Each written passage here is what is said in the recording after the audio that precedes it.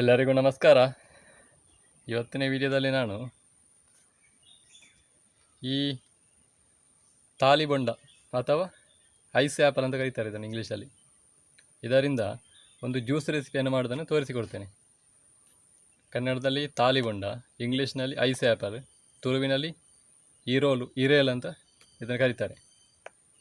ಇದೊಂದು ಬಹಳ ಒಂದು ಶರೀರಕ್ಕೆ ತಂಪಾಗಿರುವಂಥ ಒಂದು ಹಣ್ಣು ಅಂತ ಹೇಳ್ಬೋದು.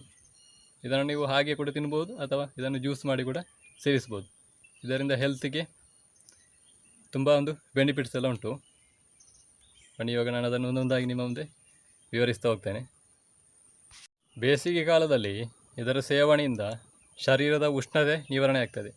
ಆ ಮೂಲಕ ನಮ್ಮ ಶರೀರ ತಂಪಾಗಿರ್ತದೆ ಅಂತ ಹೇಳ್ಬೋದು. ಶರೀರ ಡಿಹೈಡ್ರೇಷನ್ ಆಗೋದನ್ನು ಇದು ನಿಯಂತ್ರಿಸ್ತದೆ. ಇದರಲ್ಲಿ ಈ ನೀರಿನ ಅಂಶ ಹೆಚ್ಚಾಗಿರುವುದರಿಂದ ಶರೀರವನ್ನು ಡಿಹೈಡ್ರೇಷನ್ ಆಗುವುದನ್ನು ತಡೆಯುತ್ತದೆ. ಇದು ಜೀರ್ಣಕ್ರಿಯೆಗೆ ಕೂಡ ಸಹಕಾರಿ. ಈ ಆ್ಯಸಿಡಿಟಿ, ಹೊಟ್ಟೆ ಉರಿಯನ್ನೆಲ್ಲ ಇದು ನಿವಾರಣೆ ಮಾಡ್ತದೆ.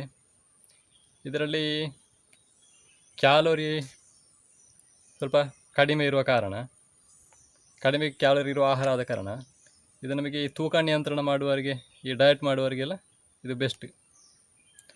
ಅದೇ ರೀತಿ ಮಲಬದ್ಧತೆ, ಈ ಕಾನ್ಸ್ಟಿಪೇಷನಲ್ ಪ್ರಾಬ್ಲಮನ್ನು ಕೂಡ ಇದು ನಿವಾರಣೆ ಮಾಡ್ತದೆ. ಇದರಲ್ಲಿ ಫೈಬರ್ ಅಂಶ ಅಧಿಕವಾಗಿರುವ ಕಾರಣ ಇದು ನಮಗೆ ಹೊಟ್ಟೆಯನ್ನು ಕ್ಲೀನ್ ಮಾಡಲಿಕ್ಕೆ ಕೂಡ ಒಂದು ಬೆಸ್ಟ್ ಒಂದು ಹಣ್ಣು ಅಥವಾ ಇದರ ಜ್ಯೂಸ್ ಕೂಡ ಮಾಡಿ ಸೇವಿಸ್ಬೋದು. ಇದು ಬೆಸ್ಟ್ ಆದಂಥ ಒಂದು ಆಹಾರ ಅಂತ ಹೇಳ್ಬೋದು. ಅದೇ ರೀತಿ ಇದರಲ್ಲಿ ಸಕ್ಕರೆ ಅಂಶ ಇರುವ ಕಾರಣ ಇದು ನೋಡಿ ನಮಗೆ ತಿನ್ನುವಾಗ ಸ್ವೀಟ್ ಇರ್ತದೆ ಸ್ವಲ್ಪ ಲೈಟಾಗಿ. ಇದು ನಮಗೆ ಇದರ ಸೇವನೆಯಿಂದ ಶರೀರಕ್ಕೆ ತಕ್ಷಣ ನಮಗೆ ಒಂದು ಎನರ್ಜಿ ಬರ್ತದೆ, ಶಕ್ತಿ ಬರ್ತದೆ ಅಂತ ಹೇಳ್ಬೋದು. ಹಾಗೆ ಇದು ಈ ಬೇಸಿಗೆ ಕಾಲದಲ್ಲಿ ಇದರ ಸೇವನೆ ಮಾಡ್ತಾಯಿದ್ರೆ ನಮಗೆ ಈ ಬಹಳ ಒಳ್ಳೆಯದಂತ ಹೇಳ್ಬೋದು. ಹಾಗೆ ಈಗ ಇದರ ಜ್ಯೂಸ್ ರೆಸಿಪಿ ಮಾಡೋದನ್ನು ನಾನು ನಿಮ್ಮ ಮುಂದೆ ತೋರಿಸಿಕೊಡ್ತೇನೆ. ನಾನಿಲ್ಲಿ ಜ್ಯೂಸ್ ಮಾಡಲಿಕ್ಕೆ ಇವತ್ತು 3 ಈ ತಾಲಿಬೊಂಡವನ್ನು ತಗೊಂಡಿದ್ದೇನೆ. ಬನ್ನಿ ಇವಾಗ ಅದನ್ನು ನಾವು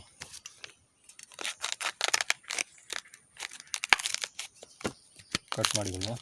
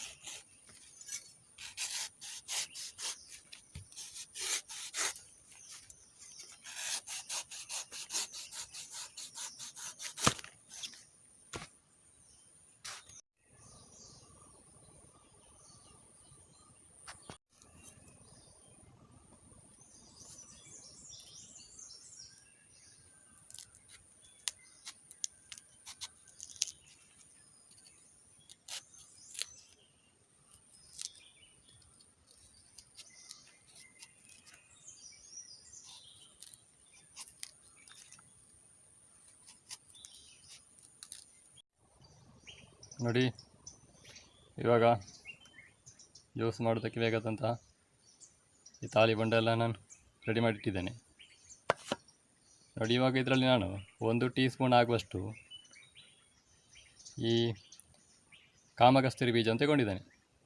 ಇವಾಗ ಇದನ್ನು ನೀರು ಹಾಕಿ ಚೆನ್ನಾಗಿ ನೆನೆಸಿಕೊಳ್ಳುವ.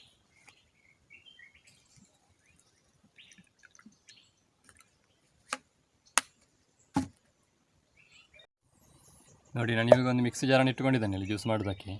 ನೋಡಿ ಈಗ ಈ ತಾಲಿಬೊಂಡದಲ್ಲಿ ಈ ರೀತಿ ಸಿಪ್ಪೆ ಇರ್ತದೆ ನೋಡಿ, ಇದನ್ನೆಲ್ಲ ನಾವು ತೆಗಿಬೇಕು. ನಾವು ಜ್ಯೂಸಿಗೆ ಹಾಕುವಾಗ ಈ ಸಿಪ್ಪೆ ಎಲ್ಲ ತೆಗೆದು ಇದರ ಒಳಗಡೆ ಹಾಕಿರಬೇಕು.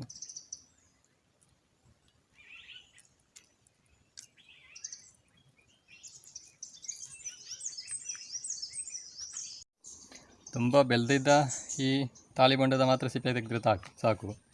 ತುಂಬ ಎಲಾಸಿರುವಂಥದ್ದರ ಸಿಪ್ಪೆ ತೆಗೆಯುವ ಅವಶ್ಯಕತೆ ಇಲ್ಲ. ಇವಾಗೆಲ್ಲ ಮಿಕ್ಸಿ ಜಾರಿಗೆ ಹಾಕಿಕೊಂಡಿದ್ದೇನೆ. ನೋಡಿ ಒಂದು 2-3 ಏಲಕ್ಕಿಯನ್ನು ಜಜ್ಜಿ ಬಿಟ್ಟು ಇದಕ್ಕೆ ಹಾಕಿ ಹೇಳ್ತಿದ್ದೇನೆ.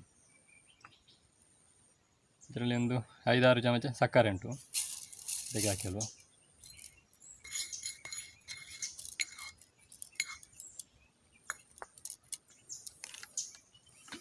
ಇನ್ನು ಇದಕ್ಕೆ ಸ್ವಲ್ಪ ನೀರನ್ನು ಸೇರಿಸಿಕೊಳ್ವ. ಇದನ್ನು ಚೆನ್ನಾಗಿ ಗ್ರೈಂಡ್ ಮಾಡಿಕೊಳ್ಳುವ. ನೋಡಿ,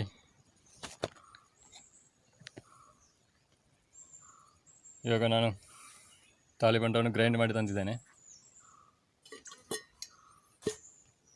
ಇವಾಗ ಅದನ್ನೊಂದು ತಂಪಿಗೆ ಹಾಕಿಳ್ತಿದ್ದೇನೆ.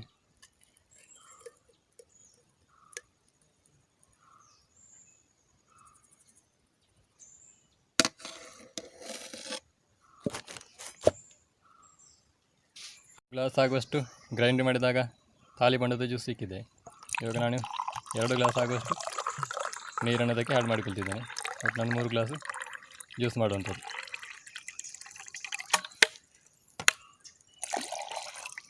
ಇವಾಗ ನಮ್ಮ ಈ ತಾಲಿಬಂಡದ ಜ್ಯೂಸಿಗೆ ನಾನು ಆಗ 1 ಟೀ ಸ್ಪೂನ್ ಆಗುವಷ್ಟು ಈ ಕಾಮಕಸ್ತೂರಿ ಬೀಜವನ್ನು ನೀರಿನಲ್ಲಿ ನೆಲೆ ಹಾಕಿದ್ದೆ. ಅದನ್ನು ಇವಾಗ ಈ ಜ್ಯೂಸಿಗೆ ಸೇರಿಸಿಕೊಳ್ತಿದ್ದೇನೆ.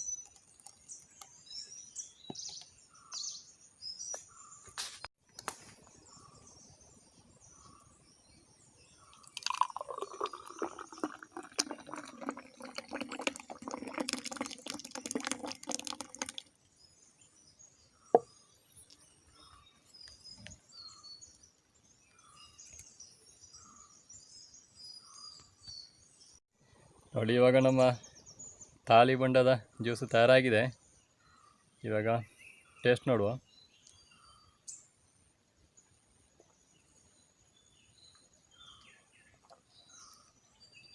ಸೂಪರ್.